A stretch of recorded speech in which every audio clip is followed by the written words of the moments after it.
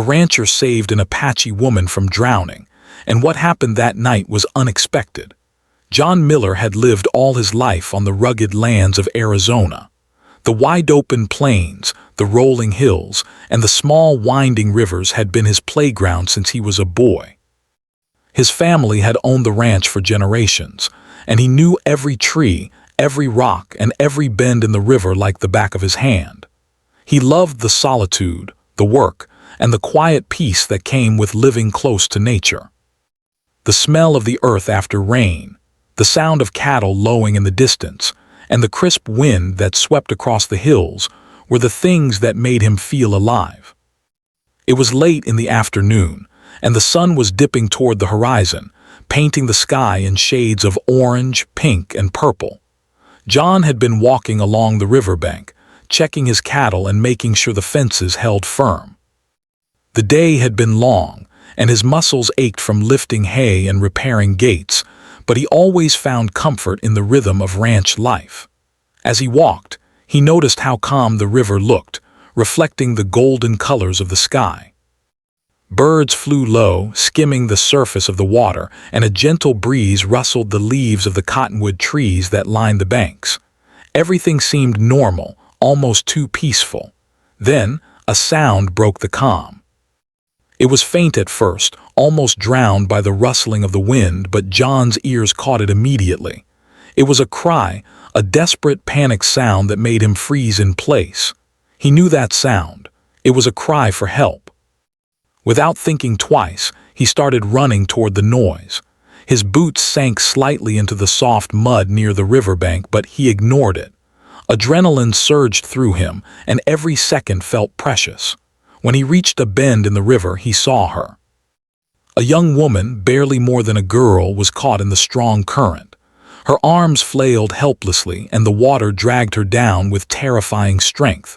Her face was pale with fear, and her dark hair clung to her cheeks, wet and matted. John didn't hesitate. He waded into the river, feeling the cold shock of the water hit his chest. The current tugged at his legs, but he kept moving forward, focusing on the girl. "Hold on, I've got you," he shouted, trying to keep his own fear in check. The water was ruthless. It tried to push him back, to make him lose balance, but John had grown up in these lands. He had learned how to read rivers, how to find a footing even in fast-moving water. Step by step, he reached her side and grabbed her trembling arms. She gasped, almost pulling him off balance, but he held tight. With every ounce of strength, he pulled her toward the shore.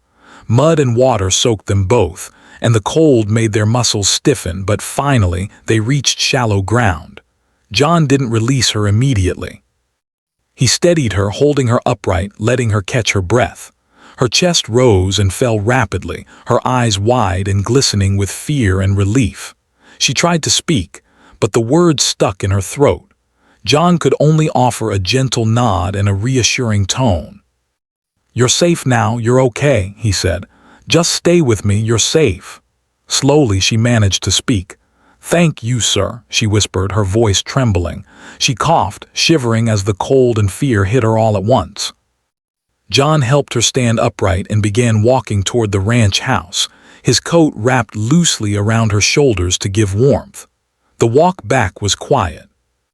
The only sounds were the splashing of their wet boots in the shallow puddles along the riverbank and the soft whistle of the wind through the trees. John noticed that she didn't speak much. Her eyes, though scared, were observing everything with quiet intensity. She seemed cautious, as if every shadow or sound might hide danger. John respected that. He had seen many people who came through this land, but this woman carried herself with a quiet strength, even in fear.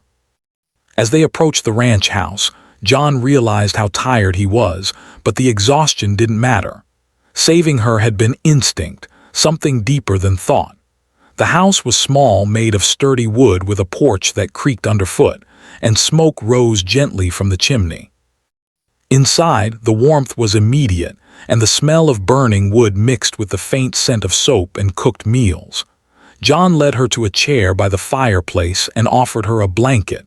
She wrapped herself in it, the trembling still not gone entirely. "You need something warm," John said, heading to the kitchen to fetch water and some bread. "Eat something if you can." She nodded, and he noticed her hands were calloused but small, strong from hard work. Her clothes were soaked through and torn slightly at the hem. He wondered briefly what had brought her to the river alone. It was unusual for anyone to be in that part of the river without a purpose. He returned with water and bread. She took small sips and bites, each one hesitant but grateful. The fire crackled, and John realized how quiet it had become outside. The ranch felt like a safe bubble in the middle of the wild. I was collecting herbs," she finally said, her voice low and careful. "For my family." Her English was clear but accented. "The river, it swept me," John nodded. "The river is tricky. It can be calm one moment and dangerous the next. You were lucky." She looked down at her hands, silent again. John respected her quiet. She didn't need to speak to show her gratitude. It was in her eyes, the way she watched the fire, the way she held the blanket around her shoulders. There was a story in her gaze, one he couldn't fully understand, but he felt it deeply. As the evening turned darker, John made sure she was comfortable. He offered more blankets and even some dry clothes he had on hand. She changed quietly, careful with her movements, and John gave her privacy. Outside, the wind carried faint rustling sounds, but inside the house, everything felt calm. For the first time in a long while, John realized how fragile life could be. One moment, someone was struggling in the cold water, and the next, they could be safe and warm, surrounded by strangers who cared. By the time night settled in, John and the woman sat near the fire, silence filling the space between them. He noticed her scanning the room occasionally, alert and careful. She seemed aware of everything around her, like she had learned long ago to watch for danger. John wondered what kind of life she had lived to develop such alertness, and he felt a mix of curiosity and respect. "Rest now," he said gently. "You've been through enough today." She nodded and leaned back slightly, allowing herself a moment of relaxation. Her eyes closed briefly, but he could see her still listening to the quiet sounds of the ranch, the soft creaking of the house, the distant call of an owl, the wind brushing the trees. Even in relief, she remained vigilant. John sat back in his chair, staring into the fire. He thought about the river, about how unpredictable life could be, and about the courage it took for someone to face danger alone. He didn't know who she was beyond her immediate story, but he knew this encounter would stay with him for a long time. It wasn't just a rescue. It was a meeting of two lives, strangers thrown together by fate in a wild, unforgiving land. Hours passed and the fire burned lower. Outside, the stars shone brightly, scattered across the clear desert sky. The ranch was silent now, peaceful in a way that felt rare. John looked at the woman one last time before he retired for the night. She was asleep in the chair, her breathing steady, the blanket wrapped snugly around her. He felt a quiet satisfaction, knowing he had done the right thing. But deep down, he also felt a strange anticipation, as if tonight would not end quietly. Something had changed with her presence, something he couldn't yet name. As he turned off the last light and went to his room, the wind outside whispered through the canyon, carrying the sound of the river far below. John knew tomorrow would bring questions, maybe surprises. But for now, the night was theirs, shared in quiet understanding in the stillness after the storm, in the moment between fear and safety. The next morning, the ranch was bathed in soft golden light. The air smelled fresh, tinged with the scent of pine and the river nearby. John woke early, as he always did, to check the cattle and make sure everything was in order. But his mind was not on the routine work. It was on the young woman who had appeared at his doorstep the night before, swept away by the river and rescued by his own hands. When he went to the main room, he found her awake, sitting by the fire again. She had dried her hair, and her eyes, dark and alert, met his with a quiet intensity. She seemed calmer than the night before, though there was still a tension in her posture, as if she were always ready for the unexpected. "Good morning," John said, trying to sound casual. "Did you sleep well?" She nodded slightly. "Thank you," she replied softly. Her voice was quiet, measured, but there was a calm strength behind it. "I slept enough." John noticed how carefully she moved, how she examined every corner of the room, the windows, the doors. It was clear that she was not someone used to trusting easily. He respected that. She was cautious, and perhaps she had learned early in life to be alert to danger. "Do you want some breakfast?" he asked. "I can make eggs and bread. It's simple, but it's hot." She hesitated, then nodded again. "Yes, please." As John prepared breakfast, he tried to learn more about her. "What's your name?" he asked casually, as if they were just two neighbors sharing a meal. "Nayeli," she said. "My name is Nayeli." It was a beautiful name, soft and musical, yet strong in its simplicity. John repeated it quietly, committing it to memory. "Nayeli, it suits you." She looked up, a faint smile crossing her face. "Thank you," she said.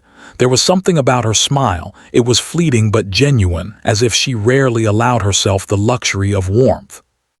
Breakfast was quiet at first, filled only with the sound of sizzling eggs and the occasional clink of dishes. John noticed that she ate slowly, deliberately, as if savoring each bite while keeping her mind alert to everything around her.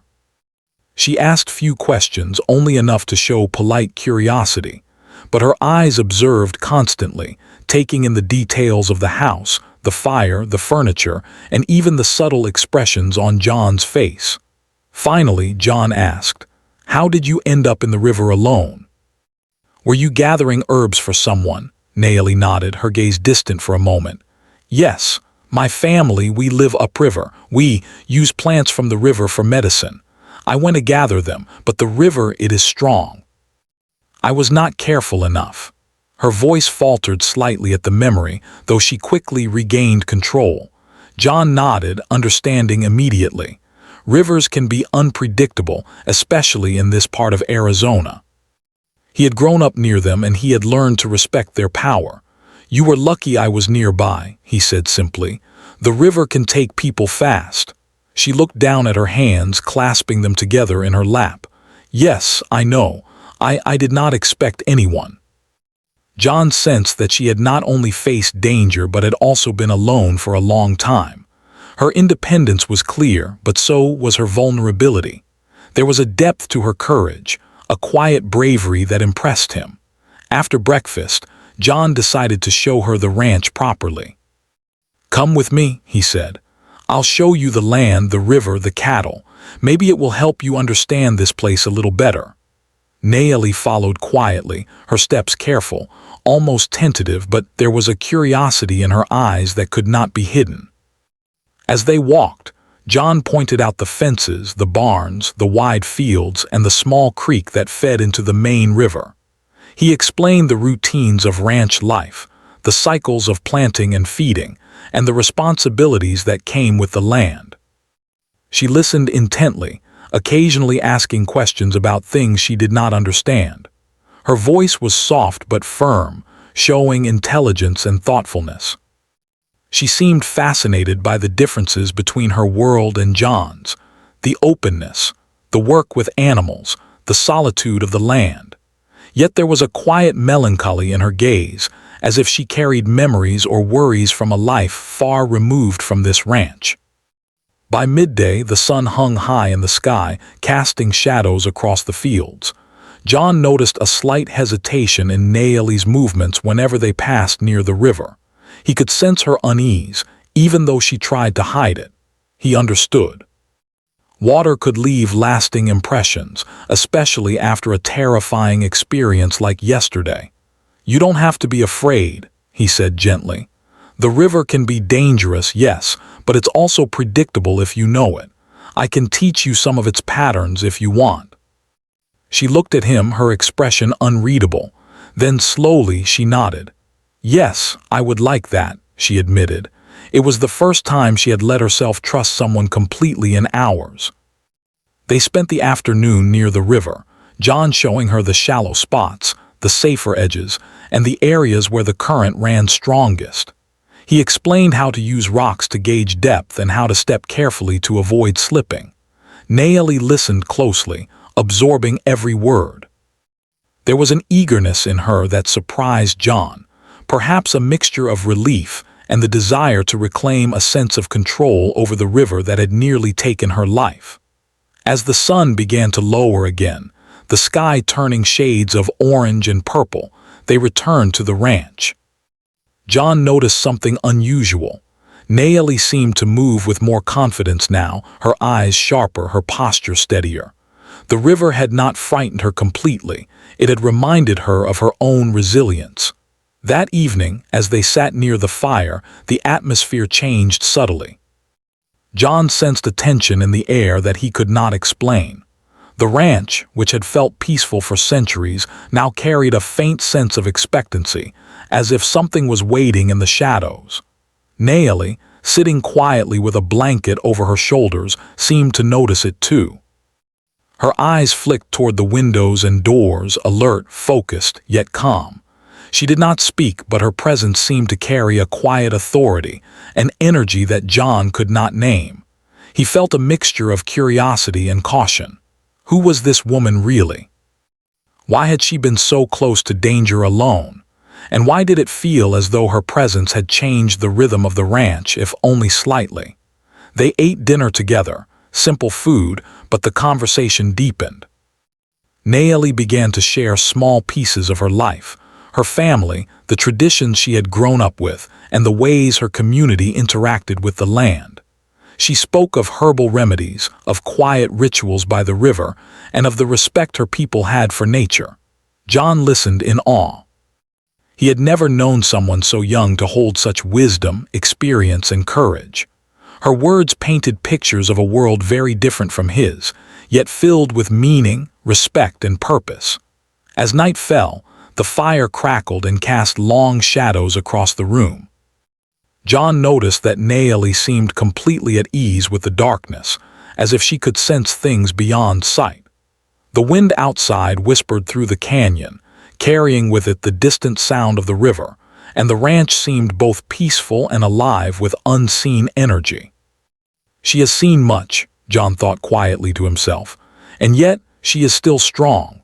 Hours passed, and soon the room was quiet except for the fire. John went to bed with a sense of anticipation, a quiet feeling that the night would not end as simply as it had begun. Naeli, sitting by the fire for a while longer, finally leaned back, her eyes reflecting the flames. She was calm, yet there was something in her presence that suggested that the events of that day, the rescue, and the quiet trust they had shared, were only the beginning of a story neither of them could have predicted. Outside, the stars shone brightly in the clear desert sky. The ranch seemed still, but the river continued to move, carrying with it the memory of danger, survival, and courage. And somewhere in the shadows unseen, the land itself seemed to hold its breath, waiting for the night's next turn. John knew one thing for certain. This day, this rescue, had changed everything. He did not yet know how, but he sensed that Naeli's presence at the ranch would lead to discoveries, surprises, and moments that neither of them could foresee. For now, he allowed himself to rest, knowing that tomorrow would bring more questions, more challenges, and perhaps the unexpected. The morning sun spilled across the ranch in gentle golden streaks, casting long shadows over the fields and the river beyond. John woke early as usual, but today, his mind was not on cattle or chores. It was on Naeli. The memory of her quiet strength, her intense eyes, and the calm courage she had shown in the river stayed with him even in his first waking moments. He wondered how a single day could bring so much change, so much awareness of the unpredictability of life. When he walked into the main room, Naeli was already awake, sitting near the fire with her knees drawn close to her chest. She had a serene look on her face, but John could sense a quiet alertness, a readiness for whatever might come. She greeted him with a soft nod, and he noticed that her eyes were sharper today, studying the room and the subtle shifts of light with an almost intuitive awareness. "Good morning," he said, "Did you sleep well?" She nodded slowly. "Yes, I slept. Enough," she replied. Her voice, though calm, carried a quiet authority. It was clear that her experiences had given her strength far beyond her years. John prepared a simple breakfast, and they ate in silence at first, the quiet filled with the occasional crackle of the fire. There was something unusual about the way Nayeli observed him, not with suspicion, but with a careful, steady attention. She noticed small things, the way he held a cup, the movement of his hands as he cut bread, even the slight furrow in his brow when he thought. John found it intriguing and strangely comforting. After breakfast, John suggested they take a walk along the edge of the property, partly to stretch their legs, partly to give Nayeli a sense of the land. She agreed, moving with a natural grace, her steps deliberate yet light. As they walked, John pointed out the fences, the barns, the herds of cattle grazing in the distance. He explained the rhythms of ranch life, the routines and the responsibilities. Nayeli listened attentively, asking thoughtful questions, showing a genuine curiosity about this new world. "You have a very different life from mine," she said quietly. "I am used to the river and the forest. I am used to moving quietly, unseen. Here everything is open, everything is visible. It feels strange yet peaceful." John nodded. "It is different, but there is beauty in both. You learn to respect the land no matter where you are, and you learn to watch to understand what it tells you." Nayeli's eyes flickered toward the river as they approached it, a hint of unease in her gaze. She paused at the bank, studying the water as it moved silently, deceptively calm in some areas, fierce in others.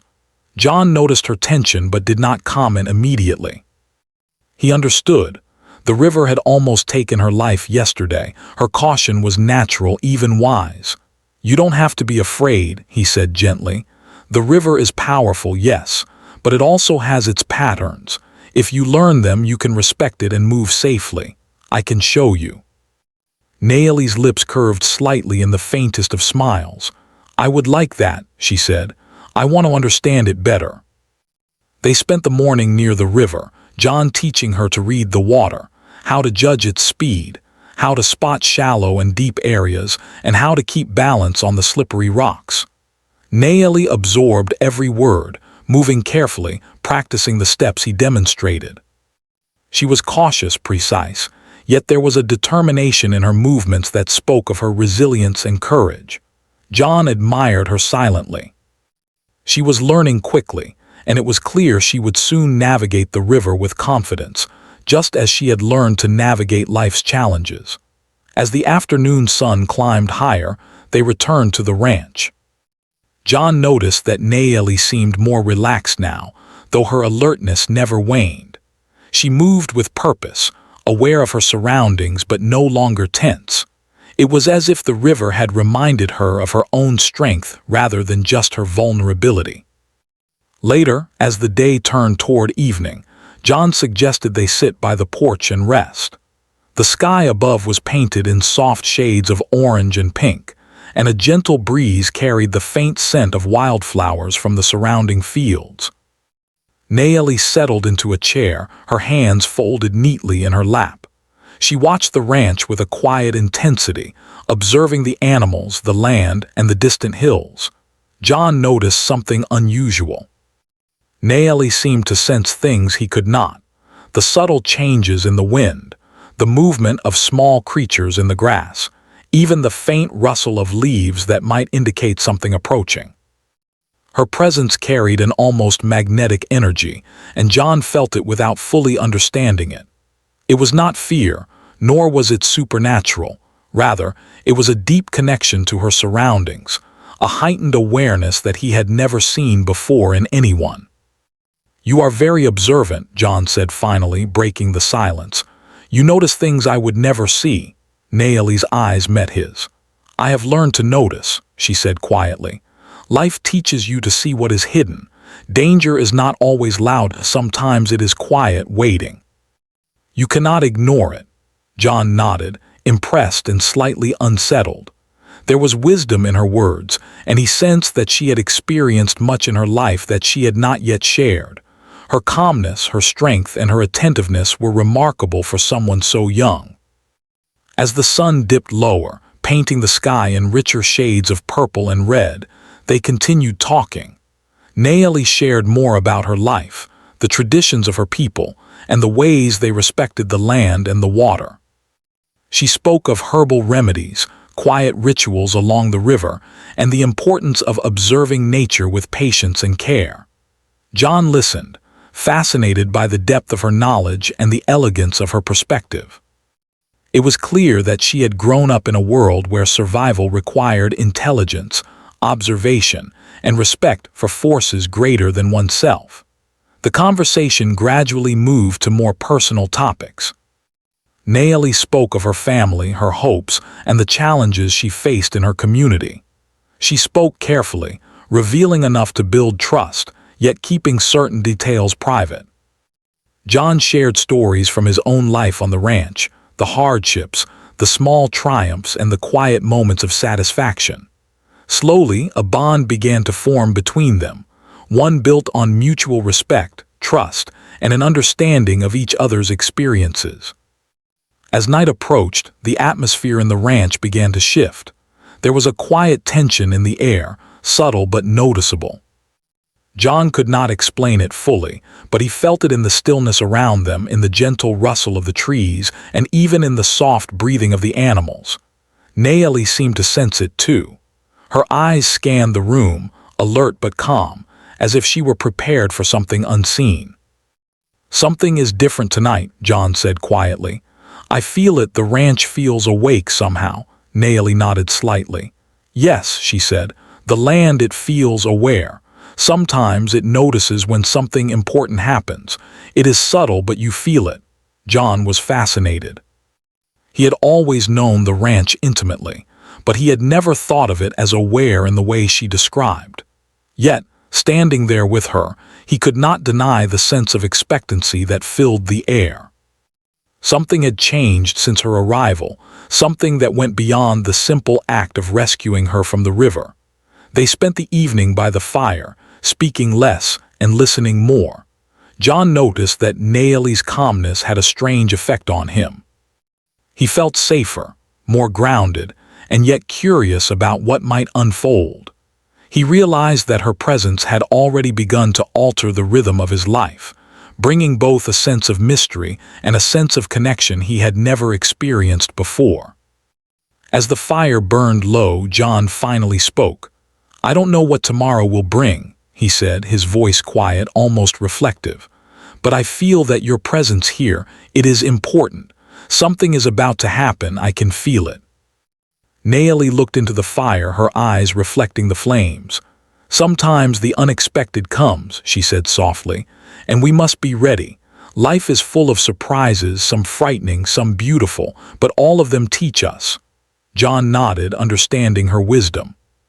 He had spent his life relying on experience, observation, and hard work, yet he recognized that there were things in life beyond control, beyond prediction. Nayeli's words resonated with him deeply. Outside, the stars began to appear, scattered across the clear desert sky. The river whispered in the distance, carrying memories of the day's events and the promise of the unknown. John knew that tomorrow would bring new challenges, new discoveries, and perhaps events he could never have anticipated. But for now, in the quiet warmth of the ranch and the presence of Nayeli, he felt a sense of peace and anticipation, ready for whatever might come next. The night stretched on, silent except for the crackling of the fire and the distant murmur of the river. John lay awake for a long time, reflecting on the day, on Nayeli's strength, and on the strange yet undeniable bond that had begun to form between them. He did not know what the future held, but he felt certain that her arrival had set something in motion, something extraordinary, something unexpected, and something that would change their lives forever. Night had fallen over the ranch, and the desert was wrapped in a deep quiet. Darkness. The stars above shimmered like tiny candles scattered across a black canvas, and the river nearby whispered its constant, steady song. Inside the house, the fire burned low, casting long shadows that danced along the walls and across the faces of John and Naeli. The day had been full of conversation, learning, and observation, and now a different tension filled the air. It was subtle, almost imperceptible at first, but John could feel it deep in his bones. Something was about to happen, something beyond the normal rhythm of ranch life. He had always trusted his instincts, honed by years of working the land, and tonight they whispered a quiet warning. Naeli seemed aware of it too. She moved with calm, deliberate grace, every motion precise, every glance alert. She did not speak much, but the energy she carried was unmistakable, a quiet force that made the room feel both safe and charged with expectancy. John noticed how she kept her hands close, ready, yet not tense. There was a difference between fear and awareness, and she embodied the latter. Suddenly, a faint sound drifted through the silence. At first, John thought it was the wind rustling through the trees, but then he heard it again, a soft knocking, deliberate and steady, coming from the front door. His pulse quickened. Visitors were unusual at this hour, and strangers even more so. He exchanged a glance with Naeli. She did not seem surprised. Instead, her eyes narrowed slightly, focused and calm. "I'll check it," John said quietly, rising from his chair. Naeli's voice followed him, calm but firm. "Be careful. They are not ordinary visitors." John's hand rested on the door handle and he peeked outside. A small group of figures stood on the porch, shadows stretching unnaturally in the firelight. Their movements were deliberate, their presence commanding attention, yet they did not appear threatening at first glance. Still, John felt the hair on the back of his neck stand up. There was something unusual about their posture, their stillness, the way they watched the house. He stepped outside, keeping his tone polite but firm. "Can I help you?" he asked. One of the figures stepped forward. They wore simple, dark clothing, but their presence radiated authority. "Is she here?" the stranger asked. The voice was calm but carried an edge of insistence. "We are looking for Naeli." John felt a flicker of concern. "Who are you?" he asked. "And why are you looking for her?" The stranger hesitated, then spoke in a soft, controlled tone. "We mean no harm. We only wish to speak with her." Before John could respond, Naeli moved quietly to the door. She stood between the strangers and John, her posture firm but calm. Her voice, low and confident, filled the porch. "Leave, now. You are not welcome here." The strangers exchanged glances, and John noticed a subtle tension ripple through them. Naeli's voice carried authority beyond her years, an unspoken power that seemed to shift the balance of the situation. One of the figures stepped back, bowing slightly, and the others followed. After a moment they turned and disappeared into the darkness, moving silently toward the shadows of the trees. John stared after them, his mind racing. Who were they?" he asked, incredulous. Naeli closed the door and turned to him, calm as ever. "They are friends," she said simply, "protectors. They were concerned because someone had been missing. They came to make sure I was safe. Now they know I am." John shook his head, still trying to process what had happened. He had seen many things in his life, but this was different.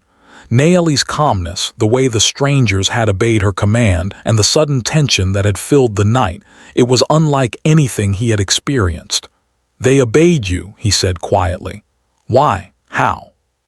Naeli looked at him, her eyes reflecting the firelight. "I have connections, people who care for me. I am not alone, even when I seem so. There are forces in my life that are careful, watchful. Tonight they tested the situation, and now they know I am safe." John took a step back, realizing that there was far more to Naeli than he had understood. She was not just a young woman caught in a river. She carried strength, influence, and an understanding of the world that went beyond his experience. There was wisdom in her presence, a quiet power that commanded respect without threat. The night stretched on, filled with quiet conversation and reflection. John asked questions carefully, wanting to understand more but not push too far. Nayeli shared small pieces of her life, her family, her community, and the way her people had always been connected to the land and water. She spoke of rituals that honored nature, of vigilance that protected her people, and of the quiet courage required to survive in a world that did not always understand or respect them. John listened intently, fascinated. He realized that her life had been filled with experiences that demanded resilience, intelligence, and awareness. She had faced danger, uncertainty, and challenges that he could only imagine, and yet she had emerged strong, calm, and purposeful.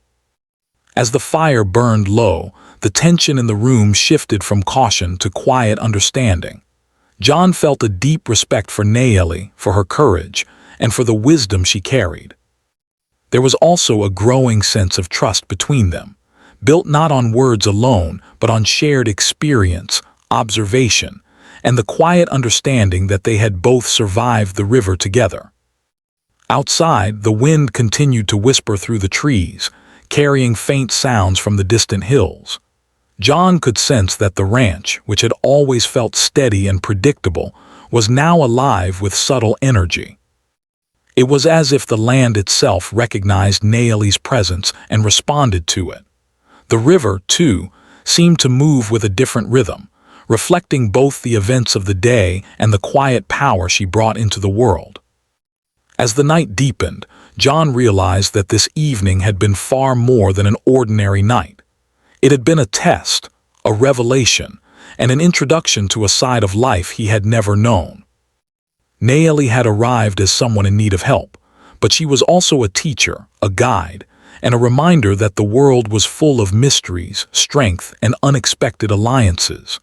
Before retiring for the night, John and Nayeli sat quietly by the fire, each reflecting on the events. There was no need for words. The bond formed that night was one of trust, respect, and mutual understanding. They had shared a moment that would remain etched in their memories, a night when courage met calm, when danger met awareness, and when two lives intersected in ways that would change them both forever. Eventually, the fire burned low and John turned to his room, leaving Nayeli by the hearth. She remained awake for a while, her eyes scanning the darkness beyond the windows, alert yet calm.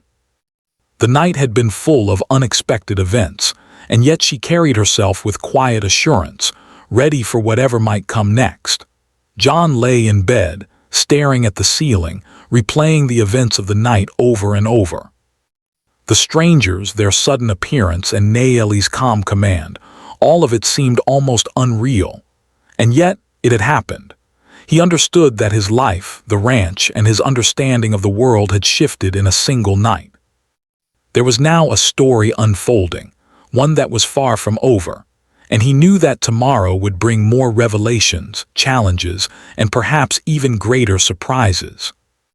Outside, the desert remained silent, the stars twinkling in their endless sky, and the river continued to flow, carrying memories of the past and promises of the future.